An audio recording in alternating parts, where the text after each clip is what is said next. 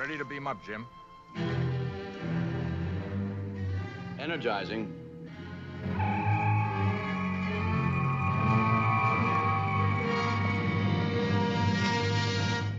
All right, you mutinous, disloyal, computerized half-breed. We'll see about you deserting my ship. But at the same time, your budget is also showing that you're going to spend more on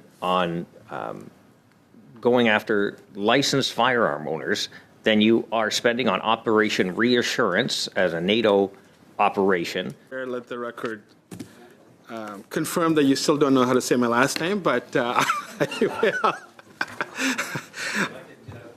I'm yeah, see? Thank you. Gang, what's up? Aaron here, Canadian Looney. I'd like to invite Liberal voters to watch this channel just because you might become informed if you watch some real politics. Unbelievably, he's just absurd. And a cheerleader, whatever, rah, rah, rah for the Liberal Party all the time. He doesn't stop. Well, you were here in your previous role as Minister of Crown and Indigenous Relations, and at that time we were doing a study on Indigenous procurement, specifically the use of fake Indigenous identity in order to obtain access to government contracts. My question here relates to a letter I submitted to you earlier today.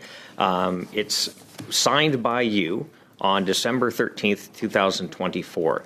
It's in response to a letter that was sent to you by somebody named Eagle Eyes, a.k.a. Jeffrey, who's claiming to be the Grand Council representative of the Alliance of Indigenous Nations. Now, a quick Google search of that name shows some pretty questionable results and to the legitimacy of this, whether they are Indigenous at all.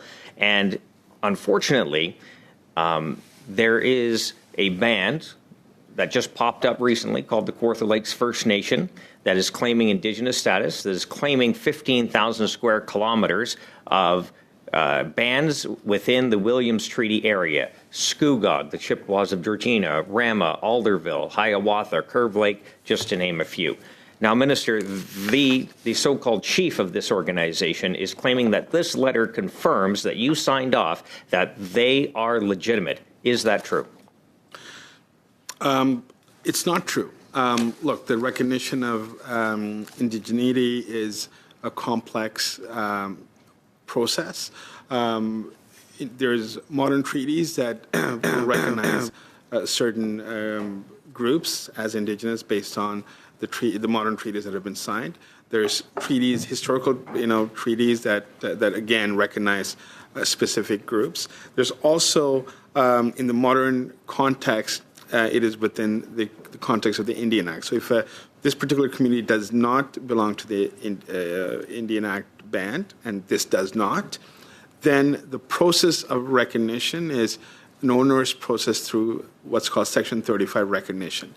That involves enormous amount of work on the part of the community, but also on the part of Crown Indigenous Relations, as well as Department of Justice, that over time will establish the historical basis for that recognition. And I can affirm, Mr. Schmale, that in this case, that did not happen. This was what you gave me this afternoon is a form letter response to a letter that was received in my previous portfolio. It is a courtesy response, and frankly, it does not in any way recognize the rights of this particular group. Okay, perfect. So no legal authority. There's a process. They're not legitimate. And just to be clear, and I do have a few other questions too. So I'll be very brief. Pretty all of us receive letters. All of us, respond to correspondence. That does not imply, other than a courtesy response, it doesn't imply. These are Muslim values. These are Canadian values. So, Minister, going back to the policing issue, in 2019, 2020, your government announced a desire to make Indigenous policing an essential service. We've gone way past that. we're 2025 now. There was, to Sebastian's point earlier, there was nothing really in the budget regarding Indigenous policing other than a piece of a nation's jurisdiction, which I think was a positive step. But at the same time, your budget is also showing that you're going to spend more on going after licensed firearm owners than you are spending on Operation Reassurance as a NATO operation, securing the border, and hiring Canadian Border Services agents. So how is this a justifiable use of dollars when we have a study here with Indigenous policing and nations saying one-year programs, short-staffed, burnout, crimes going up? How can you justify spending it on legal firearms owners when there are problems all around you? And to be clear, the dollars that's mentioned in the assault style relating to the firearms buyback program was previously budgeted. It's really not new additional dollars. Having said that, I think with respect to the work on placing as an essential service, I think that's work that we need to do. I would say that there is a need for additional funding, and we will work with colleagues here, but we will also work with First Nations and Inuit leadership, as well as communities, to ensure that there's additional resources in the upcoming years. So we've had testimony about response times lacking in a lot of these circumstances because they are rural and remote. So that is a problem for police services to respond to existing ones. How much longer are we and these nations supposed to wait before this legislation, if it ever comes forward? Like, we're going on 5+ years now. Has there been any headway here? Are we getting any closer to something happening?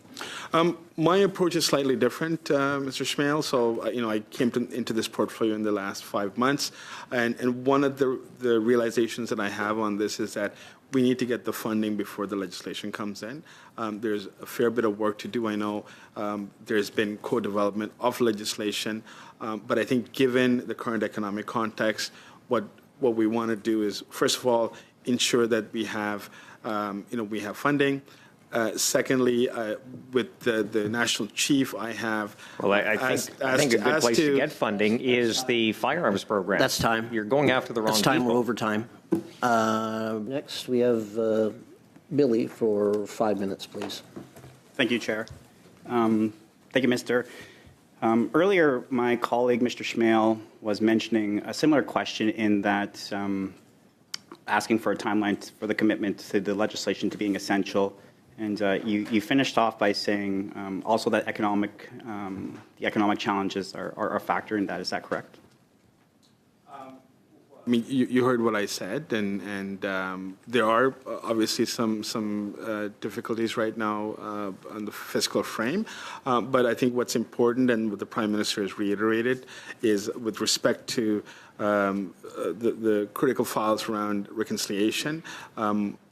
We're continuing the path, and our commitment is to ensure that reconciliation moves forward, and services are not reduced in any way. Sir, if you're saying there are economic challenges, you're running an $80 billion deficit. What economic challenges are stopping you from protecting First Nations and Indigenous communities? Good point. Well, look, there's a number of areas, and I will be the first one to admit, and I have admitted here, that there are gaps. There is certainly disparity in the levels of services that over decades of neglect, we're here. The last 10 years, I would say we have made some significant progress in terms of closing the gap. There's still gaps out there, and there's still work that we need to do as a government, as a country, and as any successive government. There will be work to do. This is another area where that work needs to continue. You mentioned earlier that for the last 10 years as a parliamentarian, your primary focus has been on reconciliation. Are you the right minister? You've been the Cernak minister. You know intimately this file. You know the communities intimately. Now you're the public safety minister. You refuse to give a date to get the legislation done, to make it essential. Are you the right person to get this done? Well, I will leave that to your judgment, but I do have a record here that I can defend with respect to reconciliation. If you would like me to enumerate that, I'd be glad to, but I don't think that's necessary. Yesterday, during the budget submission, the finance minister had the audacity to say, "We build for those who follow us." I'm reminded of the 7-generation principle rooted in Indigenous teachings. We are reminded that every decision we take must consider its impact for future generations.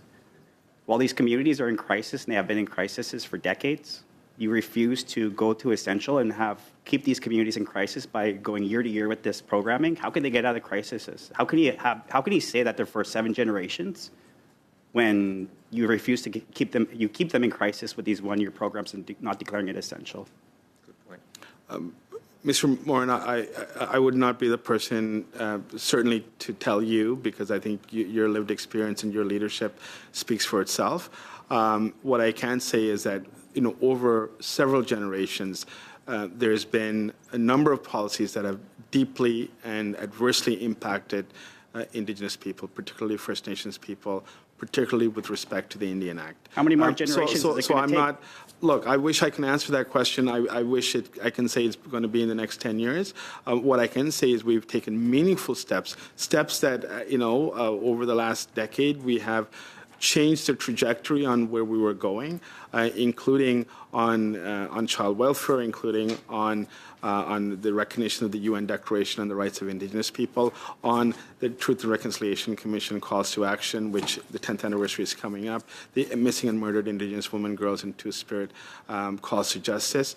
And we've been advancing on these issues for a number of years. And there's work to do. And I will be the first one to say there's work to do. And this is work that we need to do together.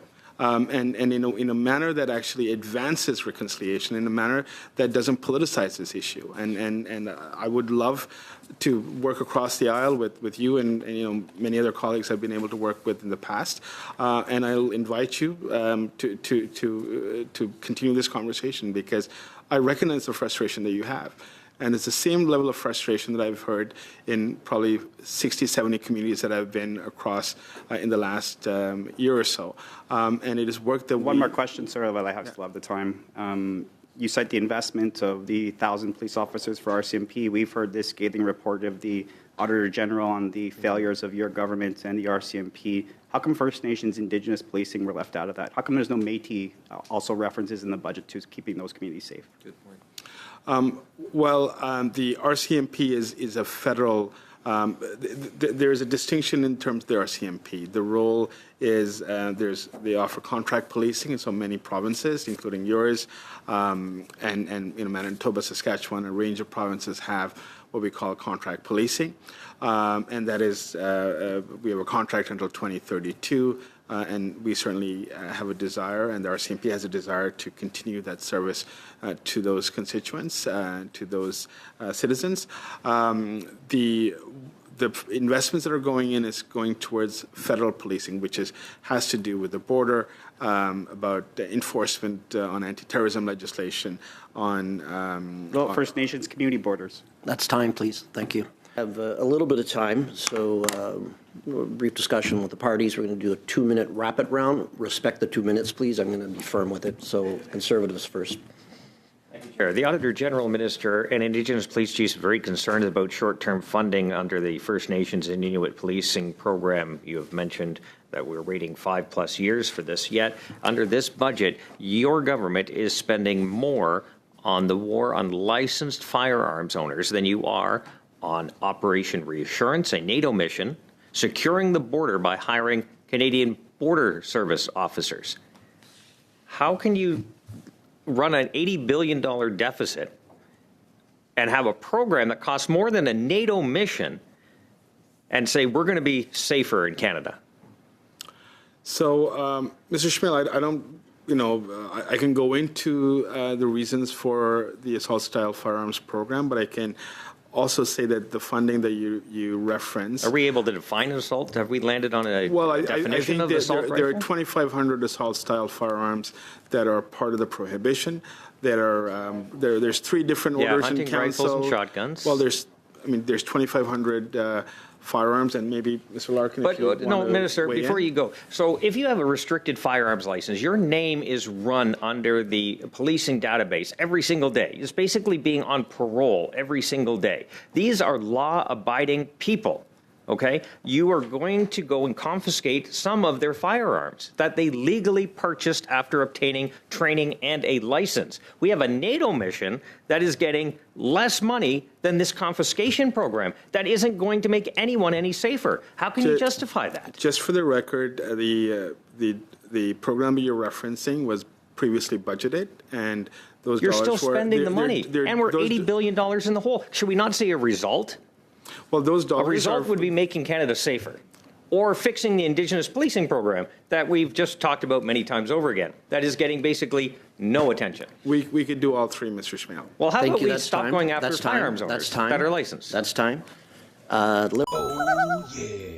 I find it very confusing after watching a piece like that for a Liberal voter to think like, oh, those Liberals are fighting for us. They don't care about you. They're sacks of shit. They hate you. They don't care one bit what happens as long as they get richer on this guise of climate change and international trade. That has never been the issue for Canada, ever. These tariff wars, this bullshit, like blame it all on Trump, is a concoction to divide, distract, and confuse you. Like, it's as simple as that. It's fantastic.